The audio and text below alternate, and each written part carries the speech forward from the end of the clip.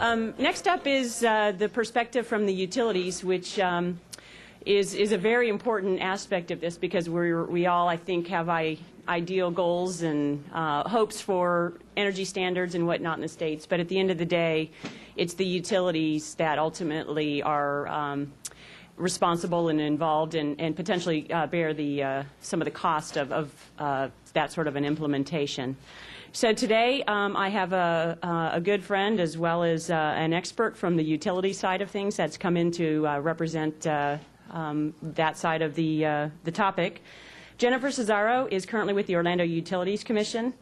She manages the renewable energy, corporate sustainability, and alternative fuel programs for OUC, and she resides in the Sustainable Services Business Unit of that organization. Prior to coming to OUC, Jennifer was employed as a senior energy analyst for FSEC, so she worked with Jim. She was there for nearly 9 years. She has her bachelor's degree in environmental science from Florida International University, and she received her master's degree in business from UCF, and that's where I met her probably 4 or 5 years ago, I guess. So with that, I'd like to introduce Jennifer, and she will talk about the utilities perspective. Thank you, Jennifer.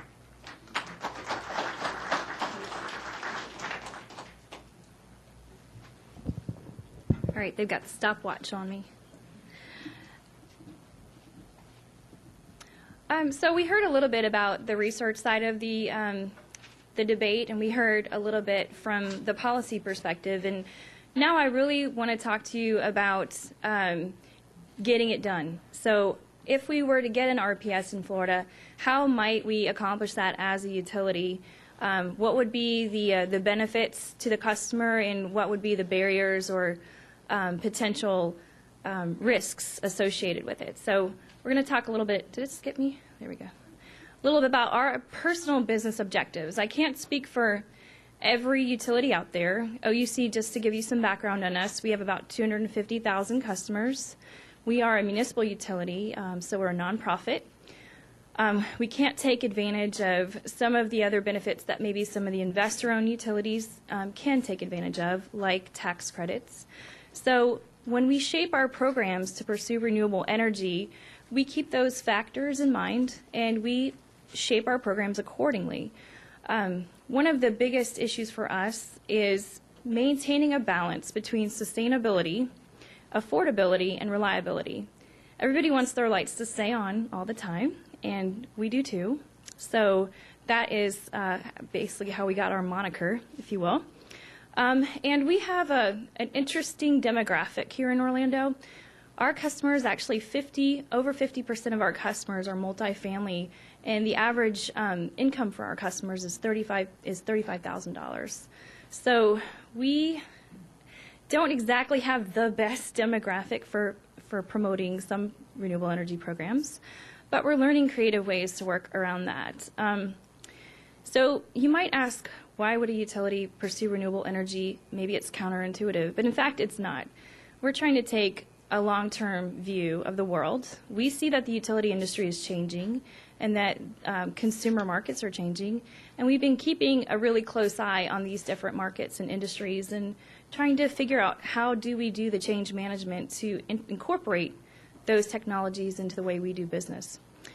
One of the things that really drives us is regulation or impending regulation and policies. We do want to make sure, in order to keep the lowest possible rates for our customers, that we choose the right prices for our customers by choosing the right mix of fuels at that given moment. So it's in a state of constant flux. We never have the exact same portfolio at any given moment of the day, and in our planning, we do long-term planning, and we will continue to change our mix as the landscape changes. So we're very focused on making sure that we have carbon offsets or RECs where we need them for our customers.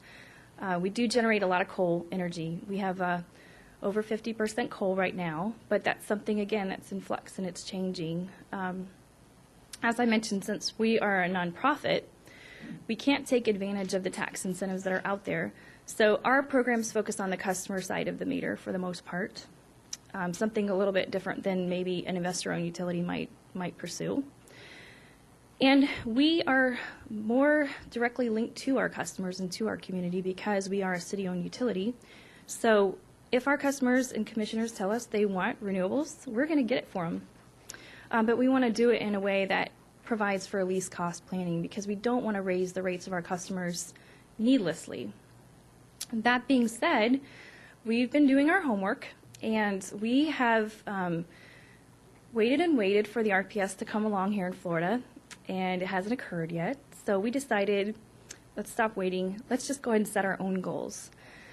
So in March of this year, we will be announcing our own set of internal renewable energy and conservation goals for OUC.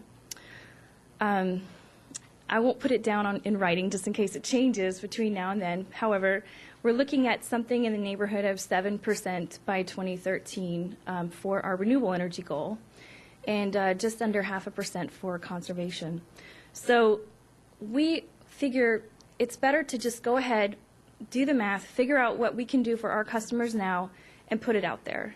If it changes because of regulation, that's fine, but we're able to accomplish this goal that we've set for ourselves without any major rate increases. So I think that's an important point to make, is that we think we can achieve 7% without any additional major rate increases.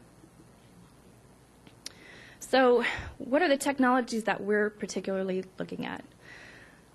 We've decided to focus on two types of renewables. One is biomass, and the other is solar. On the biomass side, there are a number of different resources that we're looking at. Landfill gas, which I'll talk more about, has been the least cost option for us, and so we're pursuing that whenever possible. Municipal solid waste is also something that we're investigating, but we're also looking at things like biomass residues. That's like forestry residues or agricultural residues or paper mill residues. In addition to investigating what we can do with energy crops. Specifically, we're taking a close look at algae. We think there's a lot of promise there. It's something that can be locally produced very quickly. On the technology side, to convert that energy, we're looking at things like gasification, co-firing with traditional fuels, and anaerobic digestion on really wet fuels. On the solar side, we are looking at the gamut. We're trying to cover photovoltaics, solar hot water, and concentrating solar. And we have projects in all three of those areas in the solar. So starting off with biomass, some of the benefits that we found of biomass is that there are options to co-fire in our existing coal boilers.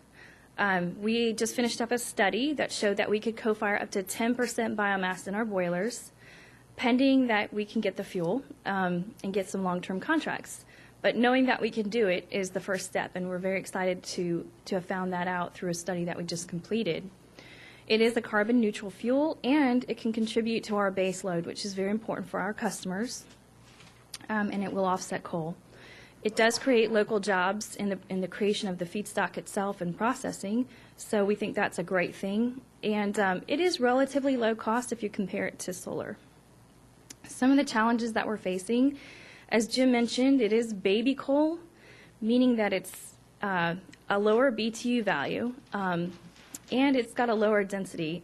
I mean, you can look at a piece of coal, and it's pretty solid, and it's going to provide a high BTU content for that piece of coal. But if you put the same amount of wood chips in your hand, obviously it's less dense, and it has a higher moisture content than the coal. You can feel that with your hands. So our boilers have to accommodate that, and there are a number of different things we're looking at to accommodate those challenges. There's also the competing uses for bio feedstock. Obviously, the transportation industry is pursuing biofeedstock, and it's also used for things like mulching and sent overseas for heating purposes in Europe. So how cheap can we get it if there are a lot of other competitors going for the same feedstock? That's an issue. The other thing we learned with biomass is that the vendors that sell the biomass are not used to doing long-term deals. The contracts we're seeing are in the neighborhood of 1 to 3 years, and they can be seasonally disrupted. So that's a little bit of a challenge from a planning perspective. So we're trying to figure out how to overcome that particular barrier. And then uncertain availability. Again, you are at the mercy of Mother Nature. with biocrops. So there are some challenges there on uncertainty of availability if there's a bad year, or if something happens in the market to divert that fuel away. So that's a challenge that you have to try to mitigate with long-term contracts. Handling challenges